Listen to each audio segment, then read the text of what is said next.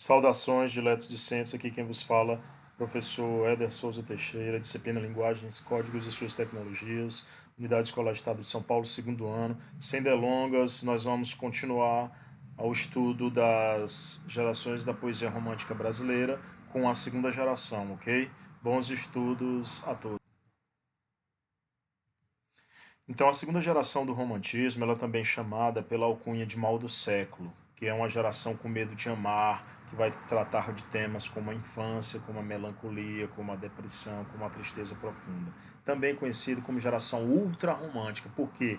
Porque ela vai elevar à potência máxima todas aquelas características de individualismo, de subjetivismo, de egocentrismo, de sentimentalismo que nós vimos na primeira geração. Então, os autores e obras, os principais autores e obras: Álvares de Azevedo, com a obra Ariel e Caliban, e Bernardo Guimarães, responsável por uma sátira e a ironia romântica.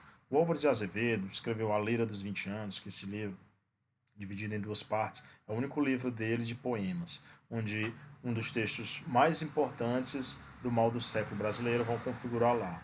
Esse livro é dividido em duas faces, a saber, Ariel e Caliban. Ariel é a face idealizada do livro e a noturna irônica é chamada de fase Caliban. Bernardo Guimarães escreveu A Orgia dos Duendes, A Origem do Menstro, O Elixir do Pajé, que são poemas irônicos, onde ele vai apresentar uma visão corrosiva, por vezes satânica e irônica da vida e do mundo. Um terceiro escritor dessa segunda geração, pertencente a ela, é Casimiro de Abreu e Fagundes Varela. Casimiro de Abreu é caracterizado pela sua leveza e sua suavidade no tratamento de temas como a natureza, o desejo, a infância, né? Então, As Primaveras é um livro de Casimiro de Abreu, onde ele vai tratar de poemas ternos, como Meus 8 Anos, né? Que fizeram de Casimiro um dos poetas mais lidos dessa segunda geração em seu tempo, e em poemas muito musicais, onde ele vai abordar a saudade, a infância, temas como a natureza e o desejo já falados. Fagundes Varela já é um poeta mais de transição, porque ele escreveu muito. Entretanto, um dos poemas mais conhecidos dele é o Cântico do Calvário, feito por ocasião da morte de seu primeiro filho aos 3 meses. Então, sua obra ela é considerada pela crítica literária como já uma obra de transição, pois ele já antecipa alguns temas sociais da terceira geração, que é a próxima geração a ser estudada por nós. Então, essa segunda geração do romantismo brasileiro, ela apresenta como características ultra-romântica, chamada de mal do século, e responsável pelo spleen, que é um termo inglês para designar o tédio, o desencanto. É uma geração marcada por um sentimentalismo exacerbado, por um subjetivismo exacerbado, a expressão desse eu, e por um egocentrismo, uma preocupação extrema desse eu consigo, com sua felicidade, com sua beleza, com seu bem-estar. Essa geração também, ela vai ser responsável por uma característica chamada de escapismo, que é o que? É a evasão, a fuga da realidade. Através do que se foge da realidade esse eu romântico? Ora, esse eu romântico, com a dificuldade que ele tem de se afeiçoar ao mundo, de vivenciar essas contradições sentimentais, amorosas, ele acaba utilizando uma forma de escapar dessa realidade, de fugir dessa realidade. E ele foge através do que? Através da saudade, do saudosismo, através da fuga pelo sonho, da fuga pela imaginação, pela loucura e, por último, em última instância, pela morte. Essa segunda geração também ela é marcada por um senso de mistério. O que é esse senso de mistério nos poemas, nas obras, em prosa? É a preferência por ambientes fúnebres, soturnos, misteriosos, onde ele vai cultuar uma natureza mórbida. Então, elementos que vão mencionar a tonalidade escura das cores. Então, a noite, né? As estrelas, o ambiente fúnebre, né? De um cemitério. Então, essa preocupação com esses ambientes que vão provocar essa aura misteriosa, fúnebre, né? Também é uma dessas características dessa geração.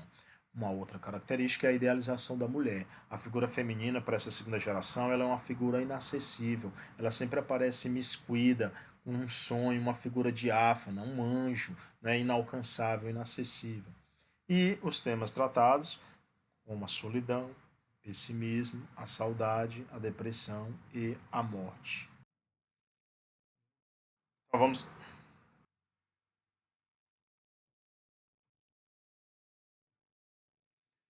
Então temos aí um soneto de Álvares de Azevedo, que nós vamos proceder à análise agora. Já da morte o pavor me cobre o rosto, nos lábios meus o alento desfalece, surda agonia o coração fenece, e devora meu ser mortal desgosto. Do leito embalde no macio encosto, tenta o sono reter, já esmorece o corpo exausto que o repouso esquece, eis o estado em que a mágoa me tem posto. O adeus, o teu adeus, minha saudade, fazem que insano do viver me prive e tenha os olhos meus na escuridade. Dá-me a esperança com que o seu mantive. Volve ao amante os olhos por piedade, olhos por quem viveu, quem já não vive. Os aspectos formais. A forma clássica do texto é o soneto decassílabo. Soneto é a composição poética composta por dois quartetos de 4 versos e dois tercetos de 3 versos, com versos decassílabo de 10 sílabas poéticas, onde há uma profusão, um grande número de exclamações e de reticências exatamente para expressar esse sentimentalismo exacerbado, esse ultra-romantismo do eu lírico. Quais são os aspectos temáticos trabalhados neste? O derrotismo, quer dizer, a tristeza, a mágoa, leva o locutor a essa prostração, a essa tristeza, a esse se fechar em si, né? Voltar para si, para dentro de si, com essa amargura. A melancolia, que é essa tristeza profunda, levada à obsessão até a morte. A idealização, o locutor deseja apenas o olhar da amada, que ela apenas volte o olhar para ele, para que ele diminua um pouco o seu sofrimento amoroso. E aí é a análise desse poema. Vamos lá para o próximo. Pálida, à luz da lâmpada sombria, sobre o leito de flores reclinada, como a lua por noite embalsamada, entre as nuvens do amor ela dormia. Era a virgem do mar, na escuma fria, pela maré das águas embalada. Era um anjo entre nuvens da alvorada, que em sonhos se banhava e se esquecia. Era mais bela, o seio palpitando, negros olhos, as pálpebras abrindo, formas nuas no leito resvalando. Não te rias de mim, meu anjo lindo. Por ti as noites eu velei chorando, por ti nos sonhos morrerei sorrindo. Então, nesse soneto, os aspectos formais, novamente eu tenho um soneto decassílabo, cheio de exclamações, de reticências, de metáforas e de antíteses. Essas metáforas, essas antíteses, elas são criadas para dar o que? Mais expressividade ao texto. Quais os aspectos temáticos? A idealização da mulher, uma mulher morta que está dormindo, virgem, um anjo que surge por entre nuvens, né? Uma criança, ele expressa o eu lírico um medo de amar, um temor de amar, um receio de se envolver afetivamente e de sofrer. O vocabulário, se você observar, ele vai estar ligado à cor branca, quer dizer, metaforizando essa mulher diáfana, essa mulher inacessível, essa figura feminina. E o poeta é um poeta voyeur. O que é esse termo voyeur? Esse termo voyeur é porque esse poeta ele se compraz em apenas olhar. Ele sente prazer apenas em olhar, pela percepção visual, onde ele vai adorar esse objeto de uma mulher idealizada, mas que está indisponível. Agora, outro poema de Álvares de Azevedo, né, já num tom mais do humor mais negro. Né? Poetas, amanhã ao meu cadáver, minha tripa cortai mais sonorosa, façam dela uma corda e cantem nela os amores da vida esperançosa. Coração, por que tremes? Vejo a morte, ali vem lazarenta e desdentada, que noiva, e devo então dormir com ela, se ela ao menos dormisse mascarada? No inferno estão suavíssimas belezas, Cleópatras, Helenas, Eleonoras, lá se namoram em boa companhia, não pode haver inferno com senhoras. Se é verdade que os homens gozadores, amigo de novinho ter consolos, foram com Satanás fazer colônia, antes lá que do céu sofrer os tolos. Então, os aspectos formais são quartetos, são 4 estrofes de 4 versos, com versos decassílabos, aspectos temáticos, o byronismo, vem do poeta inglês Lord Byron, quer dizer, ele demonstra que um egocentrismo, um narcisismo por si e a boemia, né, de beber, de estar no inferno com belas mulheres, mulheres nada santas. Ele faz uma crítica às convenções sociais, colocando a si próprio como um poeta maldito, malquisto, e a carnavalização da morte, né, com a ironia romântica, essa visão corrosiva do mundo.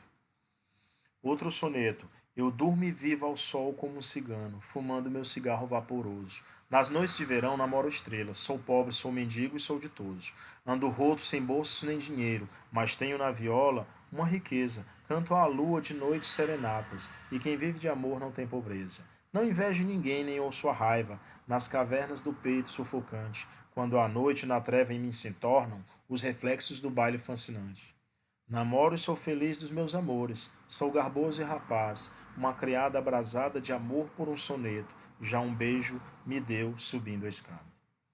Quartetos decassílabos, mais uma vez, quais os aspectos temáticos trabalhados? A ironia romântica, né, do poeta maldito, e essa desidealização que tende a um tom mais humorístico, mais leve. Né? A mulher de classe baixa, ela parece mais disponível ao poeta. É ela, é ela, é ela, é ela, é ela, é ela. Murmurei tremendo. E o eco ao longe murmurou: é ela. Eu a vi, minha fada aérea e pura, a minha lavadeira na janela. Esta noite eu ousei mais atrevido, nas telhas que estalavam nos meus passos, ir espiar seu venturoso sono, vê-la mais bela de Morfeu nos braços. Como dormia, que profundo sono, tinha na mão o ferro do engomado, como roncava maviosa e pura, quase caí na rua desmaiado. Afastei a janela, entrei medroso, palpitava-lhe o seio adormecido. Fui beijá-la, roubei do seio dela um bilhete que estava ali metido. Aspectos formais, quartetos decassílabos, os aspectos temáticos, a ironia romântica, né? A mulher de classe baixa ela parece mais disponível e observe que a descrição que ele faz dessa mulher, né, ele desidealiza ela, né, quer dizer, uma lavadeira, passava roupas com ferro, dormia junto do ferro e roncava. Então aí está a ironia corrosiva romântica, né, desidealizando a figura feminina também. Agora Casimiro de Abreu, meus 8 anos, um fragmento desse poema famosíssimo, desse poeta da segunda geração. Oh, que saudades que tenho da aurora da minha vida, da minha infância querida, que os anos não trazem mais. Que amor, que sonhos, que flores, naquelas tardes fagueiras, à sombra das bananeiras, debaixo dos laranjais. Como são belos os dias do despontar da existência. Respira a alma inocência, como perfume a flor. O mar é lago sereno, o céu um manto azulado, o mundo um sonho dourado, a vida um hino de amor. Então percebam a musicalidade do poema, né? A simplicidade formal. Ele traz quartetos, estrofes com 4 versos de 7 sílabas poéticas, que é a chamada redondilha maior. Os aspectos dos assuntos tratados, temáticos, a simplicidade temática, a idealização da infância que ele sente, os elementos que ele menciona da natureza, que povoam essa imaginação, essa visão, essas memórias infantis, que é uma visão ingênua e sentimental. Por último, a poesia de Bernardo Guimarães, A Orgia dos Doentes, também um fragmento. Meia-noite soou na floresta, no relógio de sino de pau, e a velhinha rainha da festa se assentou sobre o grande giral. Lobisomem apanhava os gravetos, e a fogueira no chão acendia, revirando os compridos espetos para a ceia da grande folia. Junto dele um vermelho diabo, que saíra do antro das focas, pendurado num pau pelo rabo, no borralho torrava pipocas. Taturana, uma bruxa amarela, resmungando com ar carrancudo, se ocupava em frigir na panela um menino com tripas e tudo. Getirana, com todo o sossego, a caldeira da sopa adubava, com o sangue de um velho morcego, que ali mesmo com as unhas sangrava. Mamangava frigia nas banhas, que tirou do cachaço de um frade, adubado com pernas de aranha, fresco lombo de um frei Dom Abade. Vento sul sobeou na cumbuca, galo preto na cinza espojou, por 3 vezes zumbiu a motuca, no cupim o macuco piou. E a rainha, com as mãos ressequidas, o sinal por 3 vezes foi dando, a corte das almas perdidas, desta sorte ao batuque chamando. Vinde, ó filhas do oco do pau, lagartixas do rabo vermelho, vinde, vinde tocar marimbau, que hoje é festa de grande aparelho. Raparigas do monte das cobras, que fazeis lá no fundo da brenha, do sepulcro trazei-me as abobras, e do inferno os meus feixes de lenha. E de já procurar-me a bandurra, que me deu minha tia Marcélia, e que aos ventos da noite sussurra, pendurada no arco da velha. Onde estás, que daqui não te vejo? Esqueleto, gamenho e gentil, eu quisera acordar-te com um beijo, lá no teu tenebroso covil. Galo preto da torre da morte, que te aninhas em leito de brasas, vem agora esquecer tua sorte. Vem-me em torno arrastar tuas asas, sapo inchado que moras na cova, onde a mão do defunto enterrei. Tu não sabes que hoje é lua nova, que é o dia das danças da lei? Tu também, ó gentil crocodilo, não deplores o suco das uvas. Vem beber excelente restilo, que eu do pranto extraí das viúvas. Lobisomem, que fazes, meu bem? Que não vens ao sagrado batuque? Como tratas com tanto desdém quem com a croa te deu de grão-duque? Então tá aí esse poema do Casimiro de Abreu, Orgia dos Doentes. Você observa que é como se ele estivesse fazendo uma grande mescla, uma grande mistura de elementos que povoam esse inconsciente, de figuras que são, por vezes, demoníacas, referências que ele faz ao inferno, a espécies de entidades maléficas que todos juntos, né, estão fazendo uma orgia, né, uma relação sem escrúpulos nenhum, né, como se estivesse fazendo um grande feitiço de magia negra, ok? Então continua na próxima aula com a terceira geração. Um abraço.